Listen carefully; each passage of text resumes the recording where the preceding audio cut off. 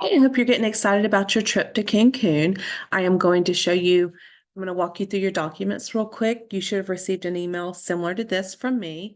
Uh, I'm going to click on View Online. You can also click on View in the app, and that's going to prompt you to download the app.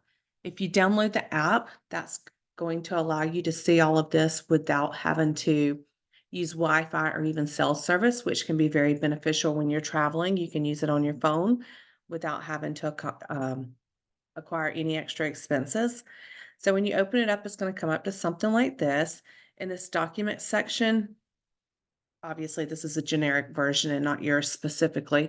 I'm going to have your documents that you can download, and in a minute I'll show you how to download those and view them. I do recommend that as soon as you get to the resort to make any dining reservations that you may want. Your resort may or may not require dining reservations. Some resorts require that you have reservations for some, but not others. But I would do that as soon as I check in so that you can be sure to get into the restaurants that you would like to. I've told you about the identification that's required for travel. You're going to have a passport book in order to travel to Cancun. So just make sure that you have that and make sure it's not expired. So double check that before you go. Mexico does have tax and paperwork to enter and exit the country. So I'm going to remind you about that a lot because I learned that lesson the hard way. So be sure to pay attention to this. I've given you the link where you can go to fill out your Mexico tourist card. You will have to have this to enter the country. So you will just fill this out, and I'm going to point out these stalls right here. These are newly added recently. So when you get there, go towards those stalls and not over to that other area with all the other people. That's a great visual. See, you can see that they've got these new stalls. It's kind of self-serve, so it's a lot quicker and a lot more expedited. So you're going to fill out this form and be sure that you have it and that it's printed out. Let's see, where is it at? Start your application. That's where you will click.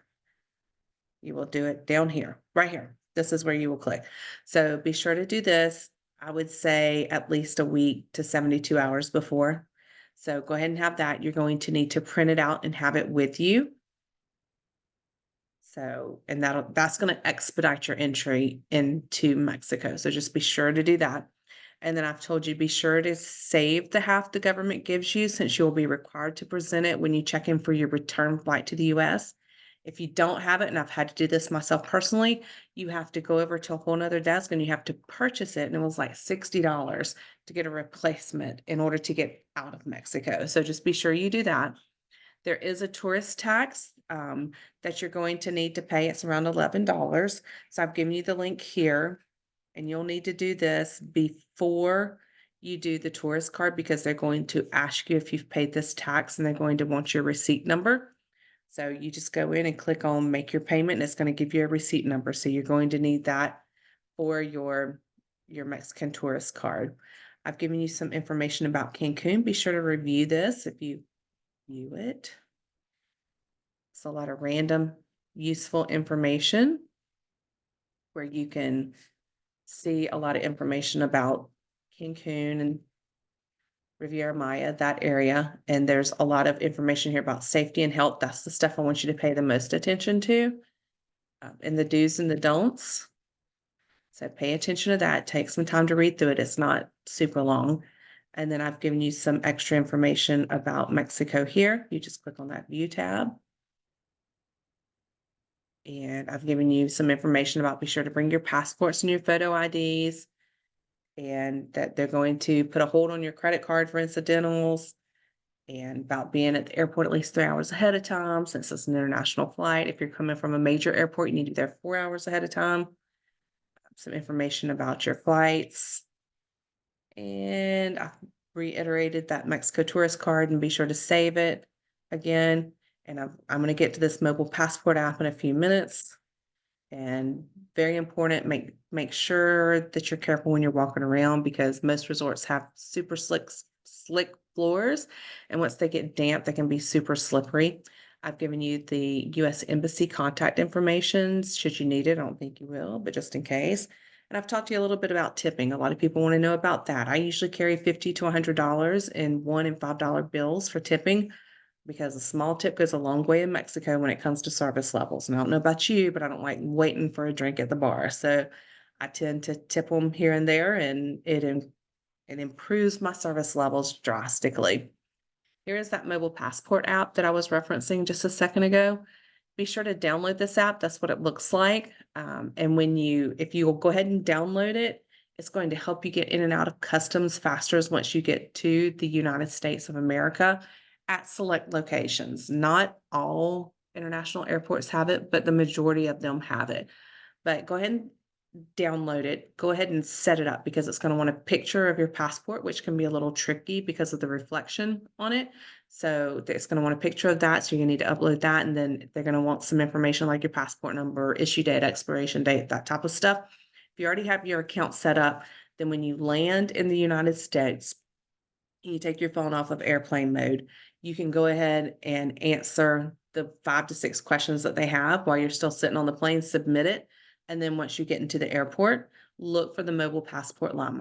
Mobile passport line. I assure you it's going to be a lot shorter. You may have to ask somebody where it is. It might not be readily available. So just ask an employee and they will gladly show you where it is. They are going to want to see that you've already submitted those questions because it's going to give you a QR code. So they're going to want to see that you've already done that before they will direct you there. And sometimes they have it blocked off so you can't get in without showing that. So make sure that you've done that. I have had issues with this app before, and in that situation, I've had two different incidences that fixes it. One is restart your phone. There's something about going out of the country and coming back into the country that kind of messes your phone up. So do a hard restart, like completely turn it off and then turn it back on, give it time to load and all that good stuff, and then go back in and see if it'll work. If that doesn't work, the other thing that I've had to do is wait until I actually am physically inside the airport before it will work. And so I'll just move myself over to the side and I'll answer those questions and I just show it to the person once I get there because I promise you that alone is worth you working for me, is that tip right there. Working with me, not for me. I've given you a link to customs and duty information. So for example, if you want to buy any alcohol, cigarettes, that kind of stuff, there are right there. That's everything you need to know about what's legal to bring back into the United States. About clearing customs and immigration. When you arrive in the United States, you're going to have to pick up your luggage at baggage claim and then recheck it. If you have a layover, if you have a nonstop direct flight, no big deal, you don't have to worry about it. But if you happen to have bought some liquor in the Cancun airport while you were waiting on your plane, like a nice bottle of tequila or something like that, this is the time that you want to stop, breathe, take that special bottle of liquor and pack it into your suitcase because you're going to have to clear security again, and those same liquid laws apply. And even though they've wrapped it up special and told you it's fine, you can get it through, if it's an odd shaped bottle or super thick glass, you're not going to get it through and they will confiscate it. So, and they have a certain size machine that they have to slide it into to check it. So let's say it's an oval, if it's a different size than, let's say, a bottle of wine, you may not be able to get it through. So go ahead and stick it in the middle of your suitcase. Make sure a lot of clothes are around it to protect it, and then recheck it. That way you're sure that you can get it once you get to your final destination. If you have any questions about that, let me know. And just be aware again, so your bottle of water that you may have, that kind of stuff, you're going to have to ditch it because you have to clear security again when you get into the United States. Who to call. If you encounter any issues with your flights, talk to the gate agent. They have the most power. Remember to be nice. They're dealing with people who are not nice all the time, but don't call me first. Go straight to them. So if you're coming off of a flight and you have some issues, go straight to the first gate agent that you see. You do not have to go all the way over to your gate, wherever it might be. Go to the first gate agent that you see. They want you to be happy. So just go ahead and tell them what's going on. They'll get you taken care of. If by chance there's a major delay in getting you to where you need to be, they don't have to do this, but ask them for it. Ask for a hotel voucher, ask for a food voucher, ask for a lounge voucher. Again, they don't have to do it, but they have the power to do it. So ask for it. And if you happen to have purchased insurance, which I hope you did, uh, be sure to save every receipt you have. even if you have a voucher, because you're going to have to make a claim. So save every receipt if you've been delayed in any kind of way. So be sure to read through this. I've given you some good information there. Of course, you can always call me, but I may not be readily available. So I've given you the tools that you need to help yourself. If you're traveling, of course, try to call me first. However, if you can't get me, I'll given you a phone number for who you need to talk to.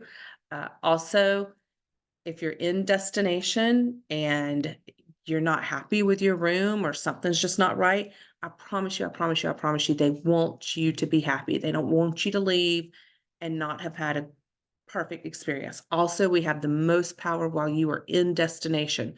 So go to the front desk, be nice, again, be nice, but tell them what you're not happy about. Actually, tell them what you would like to see happen and give them the opportunity to correct it. If things are not like you expect, please let me know and we will try to address it on the back end. But we do have the most power while you are in destination. So if you're not getting the answer you want, let me know. I'll see what I can do. But be your own best advocate. Go to the front desk and talk to them. Most airlines do charge luggage fees, so be aware of that. If you have any questions about that, let me know. Course, we're seeing lots of flight delays and cancellations. That's normal. So just prepare yourself mentally for that. And again, if you're delayed seriously, like 6+ hours, be sure that you're saving all your receipts for your food, lodging, anything like that that you might need. I've told you how to dial international phone numbers. I've given you a well-being travel checklist. You try saying that. Just some good tips about how to stay healthy while you're traveling. And let's see. I do recommend that you get a COVID test before beginning your vacation just to be safe so you don't have any surprises. Now we're to the actual itinerary part, and over here you can skip around to different sections just by clicking on the day. But let's start here. So you need to check in online for your flight 24 hours prior to your flight. If you happen to be flying with Southwest, you need to be sure to check in exactly at that 24-hour mark so that you can get in group A or B. You can't assign your seats with Southwest, so you want to be the first groups to board so that you don't have any problems getting seats together. If you're like on American or Delta or United, something like that, it's not that big of a deal because your seats are assigned. Or if you are basic economy, you're just going to have to take what you get. And then I've given you your flight information. And then I've told you about your transfers. So in this particular situation, these people are transferring to the Royalton and they are booked with Nexus. So they needed to have downloaded their the Nexus app. But just be sure to read through all that. And I've told you arrival info, pass through passport control to get your bags and proceed through customs. Pass through any area for time sharing ground transportation. You're going to see a lot of that in Cancun. So there's a whole hallway. Once you've cleared customs and immigration, there's a whole hallway of people that are going to be like attacking you, trying to talk to you and ask if you need a transfer or excursions or that kind of stuff. Don't even make eye contact. Just keep walking straight out the door. Once you get out the door, that's where your people are, whether it be Nexus, Amstar, whoever. That's the area you want to be through. So just go straight through that hallway. Don't pay attention to those people. And once you're out the doors, that's where you're going to find your people. It'll be very obvious. There is a bar right there if you want to grab a cocktail and take it with you. They're okay with that. Just be aware said cocktail's about $20. And then I've given you information about your resort, and do be aware that Cancun does have a tax that will be collected upon check-in. And they will also you'll pay that at the airport, and they will want to swipe your credit or debit card for incidentals. And then all that time, have fun. But remember the day before you leave, you are going to have to check in online for your flight again. And I've given you your record locator number and I've told you where to go. So you'll have all that right there for you. And then you may, depending upon who your transfers are with, you may need to reconfirm your return transfer. So be sure to do that. And the purpose of that is because they need to know that your flight hasn't changed at all and that you're definitely there, that you haven't left. There's a lot of variables there that they need to know. So be sure to reconfirm your return transfers, and I will have given you that information in your documents somewhere. When you check out, be sure to physically check out. I know we're used to staying at a Hilton or a Marriott and not having to physically check out, and they're just going to charge your account. but this is an all-inclusive resort. If you've been issued a wristband or anything like that, they're going to want to collect that.